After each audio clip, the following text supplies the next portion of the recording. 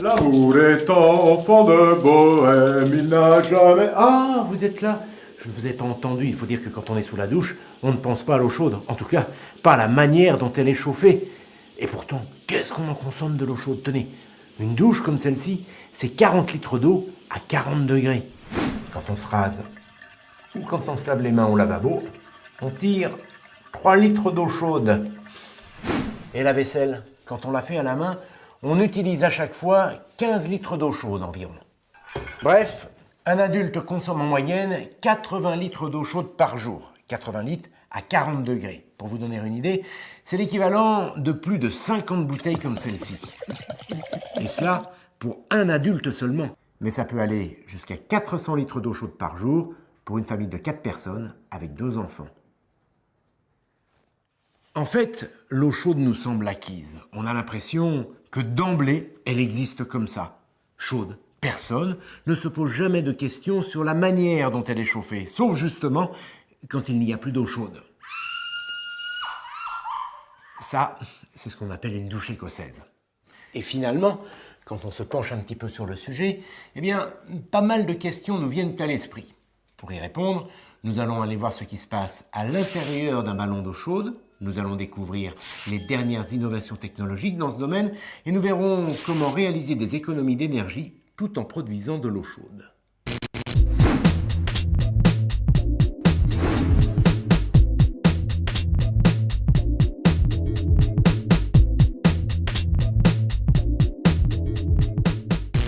Un chauffe-eau électrique, le fameux ballon d'eau chaude, a 2 fonctions.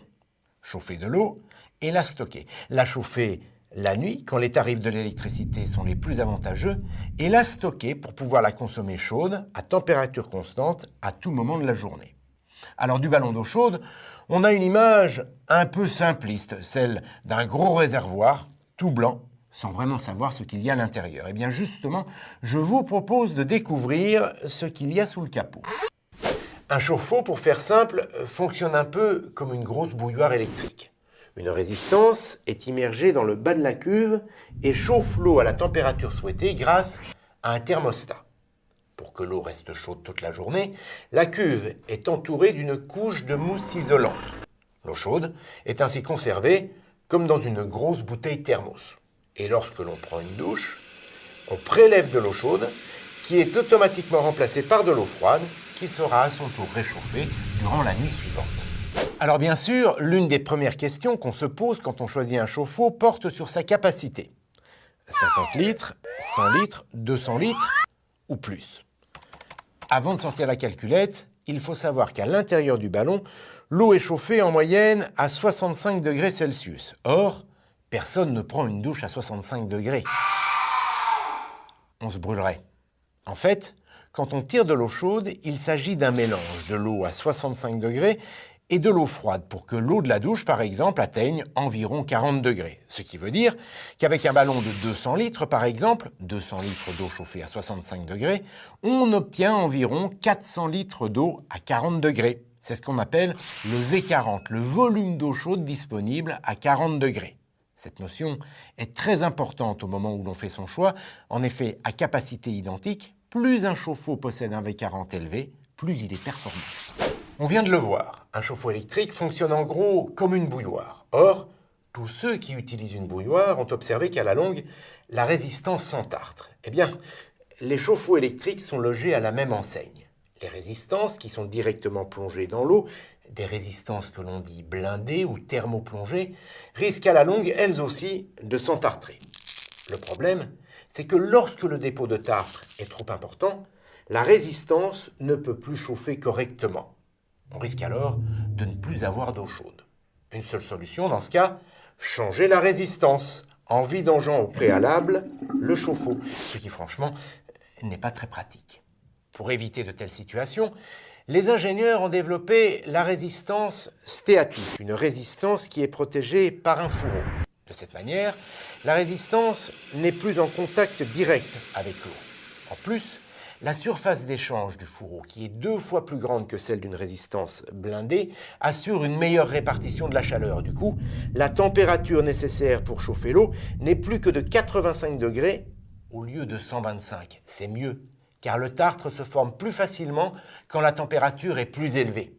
Avec cette résistance, le dépôt de tartre est donc moins important, sans compter qu'en cas d'intervention, c'est plus simple. En effet, on peut retirer la résistance sans vidanger le chauffe-eau.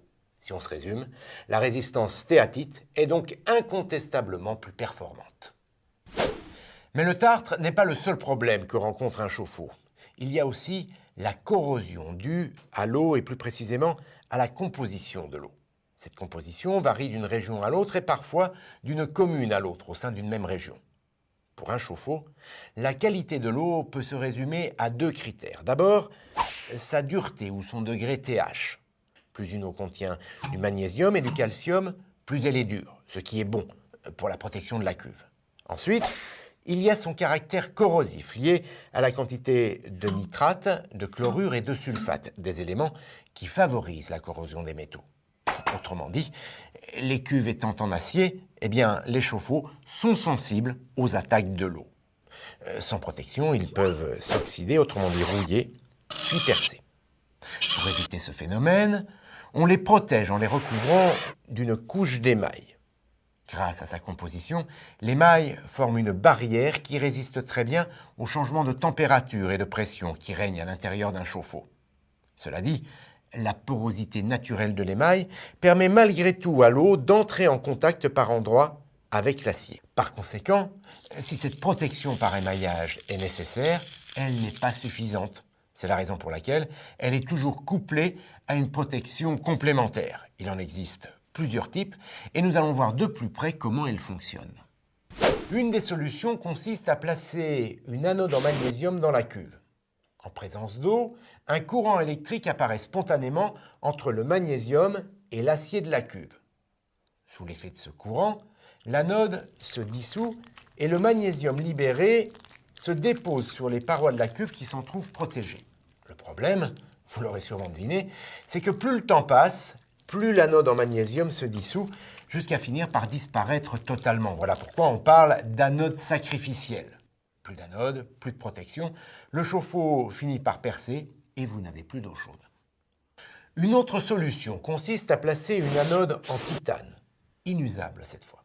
Cette anode est reliée à un générateur qui impose un courant électrique pour capter certains minéraux naturellement présents dans l'eau, le magnésium et le calcium, et les précipiter sur les parois de la cuve pour la protéger. Rassurez-vous, ce courant n'est pas très fort, quelques volts seulement, donc aucun risque d'électrocution. Cette protection offre l'énorme avantage de durer dans le temps, mais pour être efficace, elle nécessite une eau riche en magnésium et en calcium. Pour s'affranchir de la qualité de l'eau, quelle que soit la région où on se trouve, les ingénieurs ont donc mis au point un nouveau système de protection dynamique qui combine les avantages de l'anode en magnésium et de l'anode en titane. On parle d'anode hybride, un système efficace contre la corrosion, quel que soit le type d'eau. Il s'agit d'une anode en titane recouverte de magnésium. Dès la mise en service du chauffe-eau, le courant émis par l'anode projette le magnésium protecteur sur les parois de la cuve. Ensuite, cette barrière protectrice est maintenue durant toute la vie du chauffe-eau grâce au courant imposé par l'anode en titane inusable. Cette protection dynamique prolonge la durée de vie des chauffe-eau, quelle que soit la qualité de l'eau, jusqu'à 2 fois plus longtemps quand l'eau est agressive. Voilà, on a fait le tour des dernières innovations en matière de protection contre la corrosion.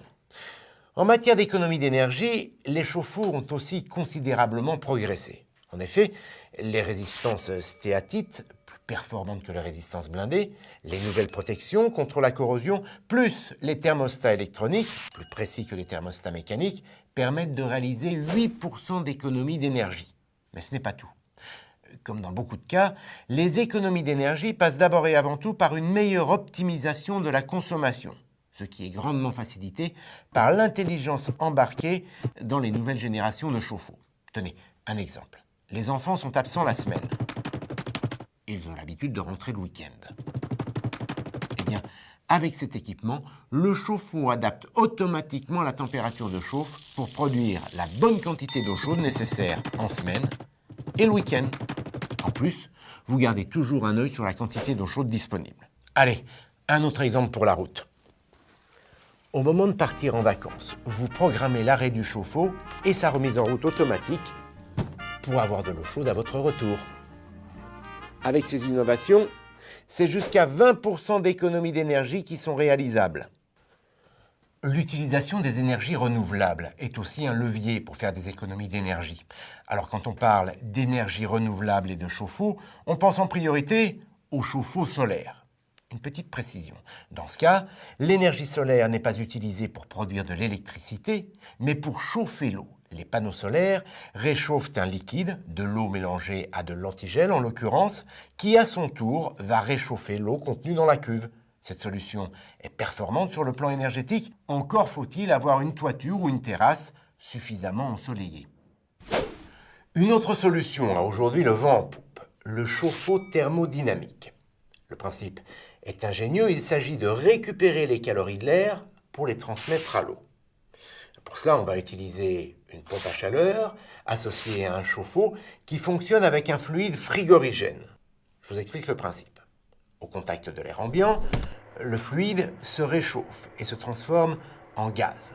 Il est alors compressé et sa température va atteindre 90 degrés. Eh bien, c'est ce gaz, chaud et sous pression, qui va réchauffer l'eau à l'intérieur de la cuve. Comme le fluide se refroidit, il redevient liquide et il est à nouveau prêt pour recommencer un cycle.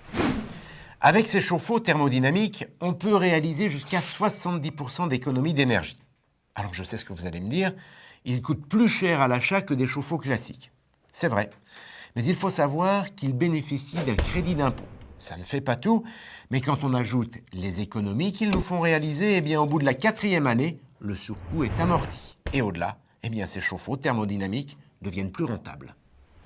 Voilà, vous avez tout sur le chauffe-eau et maintenant quand vous prendrez votre douche, eh bien vous saurez d'où vient l'eau chaude et comment faire des économies d'énergie. Bon, j'y retourne parce qu'il reste encore un peu de mousse. I'm singing in the rain, la la.